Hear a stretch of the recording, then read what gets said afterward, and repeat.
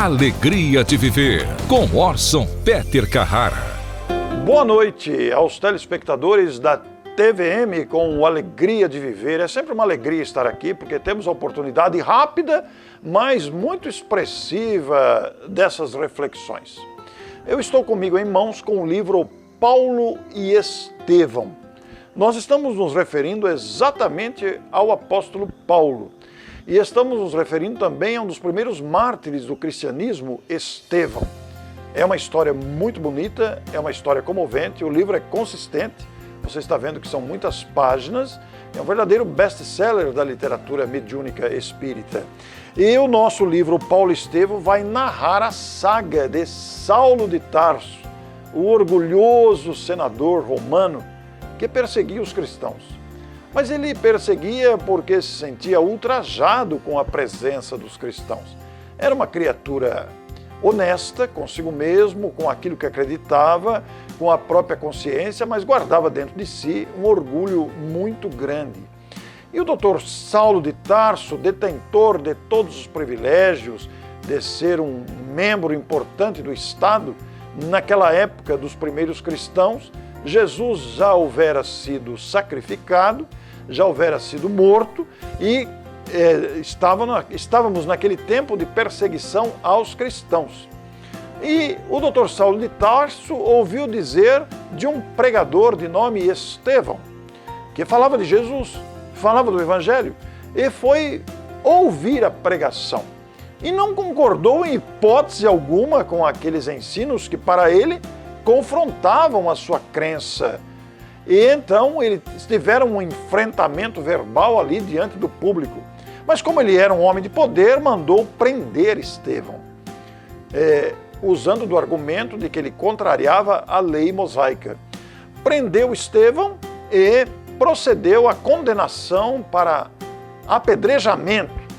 Ocorre que, na ocasião do apedrejamento, ele convidou a noiva para assistir o apedrejamento. E no momento do apedrejamento, a noiva de Saulo reconheceu no acusado o próprio irmão. Eles haviam sido separados justamente numa perseguição aos cristãos e o irmão dela mudou de nome para Estevão, para poder fugir, para poder continuar a sua vida. Ela não sabia que o irmão havia mudado de nome. E os dois se reconheceram no momento crucial ali, que ele já estava agonizando de morte devido ao apedrejamento. De forma que Saulo tornou-se homicida em questão do cunhado. Isso fez com que o relacionamento rompesse, foi um abalo muito grande. E em nenhum momento Estevão acusou Saulo, mas rompeu-se o relacionamento. E a noiva de Saulo ficou muito triste, muito sofrida, a ponto de adoecer, porque ele não mais a visitava.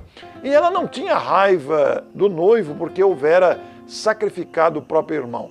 Mas nesse meio tempo, na família que a acolhera, ela foi apresentada para um cristão que cuidou dela, que fez com que ela restituísse a saúde. E quando o nosso Saulo arrependeu-se desta agressão que ele fez com a própria noiva, ele foi visitá-la, mas ela estava agonizante e morreu. Ele ficou mais revoltado ainda.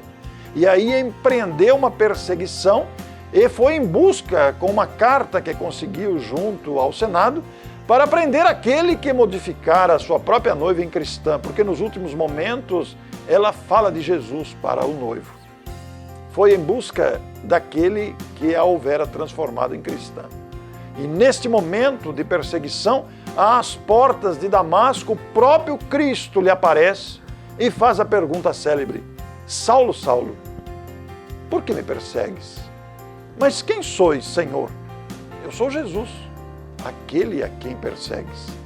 Esta pergunta-chave mudou a vida de Saulo, que ficou cego e depois foi atendido justamente por aquele que ele queria prender. E depois de uma história longa e de vários sacrifícios e reflexões, transformou-se em Paulo de Tarso, o maior nome do cristianismo depois do próprio Cristo. É uma obra comovente, histórica, de grande valor, que eu quero recomendar a você com muita ênfase. Leia o livro, você terá uma recordação inesquecível e vibrante deste grande personagem do cristianismo, Paulo de Tarso. Alegria de viver, meu amigo, minha amiga, e até a próxima semana. Muito obrigado. Alegria de Viver, com Orson Peter Carrara.